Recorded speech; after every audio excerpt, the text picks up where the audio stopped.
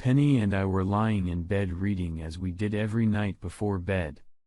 A hunting catalog, and my wife, now 2 years old, was reading a trashy love novel, the kind that featured an Adonis on the cover, bare-chested, his blonde mane fluttering in the wind while he clutched a barely clothed winch with huge heaving breasts. Penny broke the silence with a question that will ring in my ears forever. What would you do if you found out I was having an affair? I didn't say a word. I just reached over to my nightstand, pulled out my .38 special, took the safety off, and put a hole right between my wife's eyes. The bullet actually tore through a glamorous 16 inches x 24 inches photograph she had given me for my birthday lab year. It left a nice hole in the wall behind her. The vinyl siding will need to be fixed too.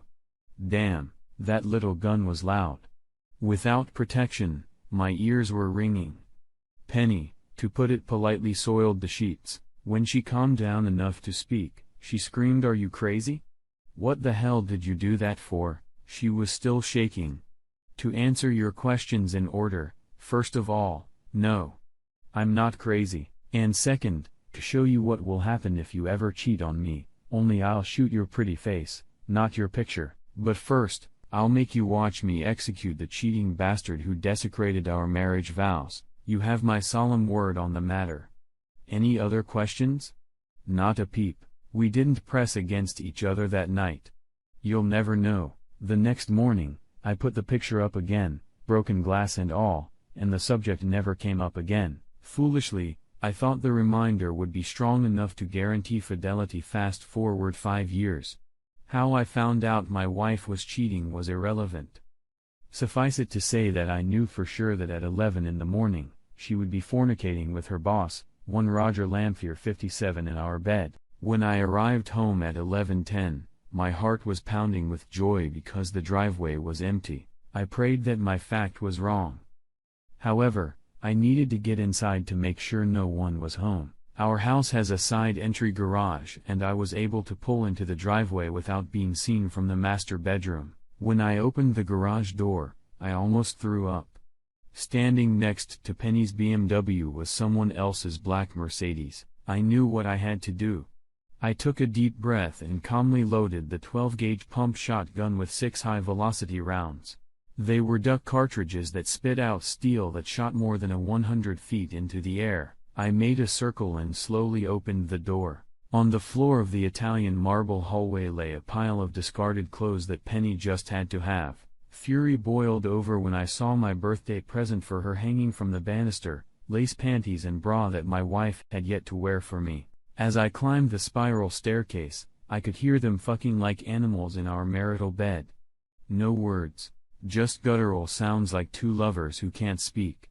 The door was open, and I could see Lamphere pounding my wife and his fat white ass jiggling with each thrust. I waited until he straightened up and then walked up behind him so Penny wouldn't see me. I wanted this to be a surprise badly. When he got a good rhythm going, I aimed the shotgun about 6 inches from the base of his skull and squeezed the trigger. Fire burst from the barrel and a 100-piece-sized steel pellets pierced his head. I was amazed to see his body take 2 more jolts before collapse onto Penny. I guess it took his brain a while to tell his cock that he was going to spend eternity with the disgusting box of blue balls. Penny let out a single scream as the bright red blood and gray matter of his brain splattered all over her. Then she fell silent. She fainted.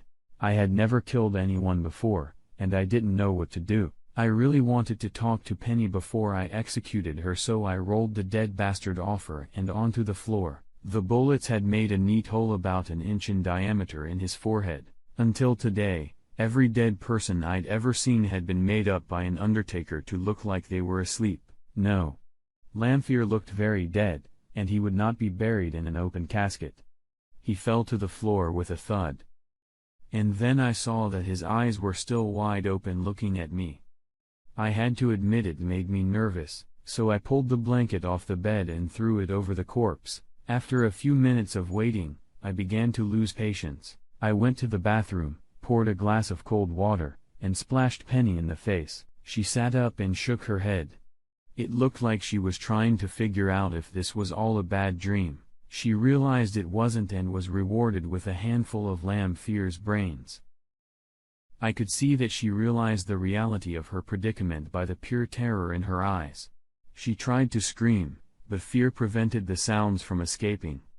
The only sound was her gulping for air with her mouth, like an asthmatic trying to draw breath. All too soon that was replaced by her banshee-like screams. I was beginning to worry that I wouldn't have the guts to shoot her. I mean, it's one thing to shoot a fat fuck in the back, but it's quite another to kill the woman I loved. I mean, I'm an accountant, not an assassin. You know I get mad when you cry. I'm telling you right now, cut the crap. It won't help you one bit. I offered her a towel to wipe the brains and blood off her exposed breasts. She started to speak, but her lips were trembling so badly. I couldn't understand her. I told her to calm down and take a deep breath because I wanted to hear what she had to say. After a couple minutes, I could finally make it out. Am I going to die? Remember what I told you I would do if you had an affair? She nodded her head. Can you give me one good reason why I shouldn't kill you? She had the most bewildered expression on her face, as if she was digging through the depth of her mind to find the marvelous words that would soften her death sentence. At last, she murmured. No, you've been my wife 7 years, so I'll give you 7 minutes to reconcile with God. I warn you, if you try to talk me out of killing you, I'll blow your head off in an instant. I looked at my watch and said, time's up. Penny closed her eyes, and I assumed she was praying because I could see her lips moving. Then she opened her eyes and moaned pitifully. 5 minutes. I'm so sorry. I screwed up. Yeah. I. Shush, 4 minutes. Penny stops talking. I wonder what I would do if I only had 4 minutes to live. I looked at my watch. 3 minutes. Matt, I'm so scared. Me too. Tears were rolling down my cheeks. 2 minutes. Is this gonna hurt a lot? Close your eyes. You'll open them in heaven. Penny started to sob louder, but finally managed to speak. Please shoot me in the chest, not in the face. I nodded and pointed the muzzle at her heart. Goodbye. The characteristic metallic sound of the bolt, clicking as it chambered a 12-gauge cartridge, echoed through the room. I love you. I love you too. I pulled the trigger and ripped the life out of my wife. The shot made a hole in her chest the size of the hole she'd left in my heart. I sat down next to her lifeless body and cried for at least an hour. Then I took out a notebook and began to write my confession. I started by telling her about the hole in the painting and ended with I am a man of my word and I kept my promise to my wife. My stomach rumbled, and I realized that all I had eaten all day was a cup of coffee. If I call the police right now, I'll be lucky if I have time to eat something before tomorrow morning, I thought, and then inspiration struck. Pizza. I went downstairs and found the menu for the Italian restaurant next door that delivered food. I figured this would be the last pizza I'd ever have. I opened a bottle of beer, which would no doubt be my last, and wrote a note to my brother while I waited. I told him how to dispose of my property, bank account information, etc. I put Penny's insurance policy, all the cash I had on hand, and a bunch of keys in a priority mail envelope, sealed it, and then stuck the correct postage on it. 30 minutes later, the doorbell rang. I handed the delivery guy $25 and said, "Keep the change." I made his day. I wasn't sure if it was real or not, but I remembered that almost every detective show takes away the bad guy's belt and shoelaces to keep him from hanging himself. I knew there would be TV cameras in court and I didn't want to walk around like I was homeless. I took what I expected would be my last hot shower, then changed into a pair of comfortable pants that didn't need a belt and a pair of loafers. To make sure my story would get out, I made copies of my confession and mailed them to 2 reporters whose names I recognized from the front page of the local newspaper. I wanted to make sure everyone knew why I had to do this. I walked about a half-mile to the drugstore and dropped the envelopes in the mailbox. As I walked back, I realized I was taking my last walk as a free man. 10 minutes later, I took one last walk through our house ending in the master bedroom. I kissed Penny goodbye one last time and went downstairs to call the police. I placed my signed confession on the floor next to the disassembled shotgun. 911. What is your emergency? My name is Matthew Weiss. I just shot my wife and her lover. I have your address, 2201 Morrison Street. Yes, ma'am. They're in the bedroom upstairs. I'm sending a squad car and an ambulance. I've alerted the officers that you're armed. Please state your intent.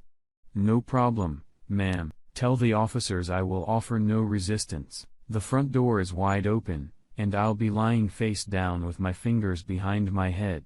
A couple minutes later, the first patrol car arrived. It took them almost as long to get in and handcuff me. I was taken to the station in the back of an unmarked car. The next couple days passed like a blur. I was glad I ate before turning myself in as I was interrogated nonstop. I should mention I live in a nice quiet bedroom neighborhood, and this was the first double homicide they had ever had. It seemed like everyone wanted to talk to me. I kept telling them that I explained everything in my confession, but they still insisted on questioning me. The detective questioning me kept asking if I had ever thought about suicide. My answer was always the same. I only did what I gave my solemn word, and a man who does not keep his word is not a man. He got even angrier when I refused to tell him how I knew my wife was having an affair, and more specifically, when she was having a date with her lover.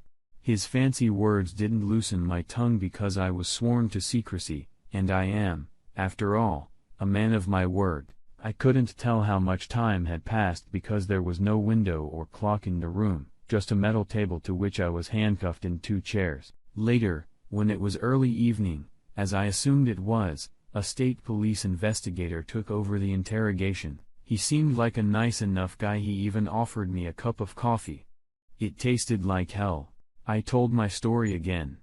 He thanked me for my time and said he'd be back when it was time for me to go to court. I was then examined by a psychiatrist to determine if I had lost my mind. When he asked if I felt remorse, I said, no. I feel betrayed. I was betrayed by a woman who promised before God and men to leave everyone else behind. Then I added, I had to do what I did. Otherwise, I would not be a man. He was not very pleased with my answers. We argued at length about my morals and ethics for what must have been 2 hours before he announced that he had what he needed. I was shackled and taken back to my cell to wait for the next inquisitor. The next morning I was brought before a judge for arraignment. After the indictment was read, I was asked if I would plead guilty. Guilty, Your Honor, my court-appointed attorney, who looked like he was straight out of law school, shouted. No, Your Honor. My client did not do that. I mean, it was a crime of passion, and I'm claiming temporary insanity on his part. I objected just as vigorously that I was not crazy and I knew what I was doing.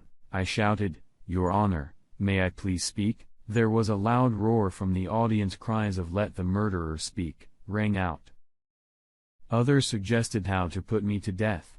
One man in a bad suit pushed his way forward. Thompson of the Times. I got your confession in the mail, Mr. Weiss. Is it accurate? I replied, yes, my confession is real, and a couple of burly sheriff's deputies pushed me out of the courtroom. I never heard back from the judge. I spent another fine evening at the Grey Bar Hotel, complete with room service food. After eating a dinner of a sausage sandwich, potato chips, and green beans, I sat on my bunk and stared at the wall until the lights went out. That night, the worst thing happened. Matthew Weiss woke up, but he couldn't move. He thought he was having a conscious dream that he couldn't wake up from. He began to panic. He felt his pillow soaked with sweat while the rest of his body was cold. He tried to call out, but he couldn't. The only thing he could do was blink. When the jailer came in the morning to count the prisoners, he ordered Weiss to get out of bed. When he didn't, he called for reinforcements before unlocking the cell. It didn't take them long to realize he wasn't faking it. Matthew Weiss was paralyzed after suffering a stroke. Paramedics showed up and carried him to an ambulance. He was taken to County Hospital with his right wrist handcuffed to a gurney. The next thing he knew, he was lying in bed with a web of wires and tubes connected to him. He overheard someone explaining that he had suffered a massive stroke, but it looked like he would live. 6 months later, he could move his left arm enough to feed himself. He didn't say anything else. The county doesn't spend a lot of money on physical rehabilitation for admitted murderers, so Matthew Weiss spent the rest of his life sitting in a wheelchair and staring at the wall. Occasionally, the minimum wage intern would turn on the TV. It didn't matter because he lived in his mind, reliving his marriage, fast-forwarding through the bad times and dwelling on the good. He also had a great philosophical debate about his final judgment. He was convinced he would be reunited with his wife. 10 years later, the angel of death took Matthew Weiss's soul. He died with a smile on his face. When the reporter called to tell Mrs. Lamphere that her husband's killer was dead, she smiled too. She smiled because her secret died with him. No one will ever know that she was the one who made the phone call that made Matthew prove he was a man of his word.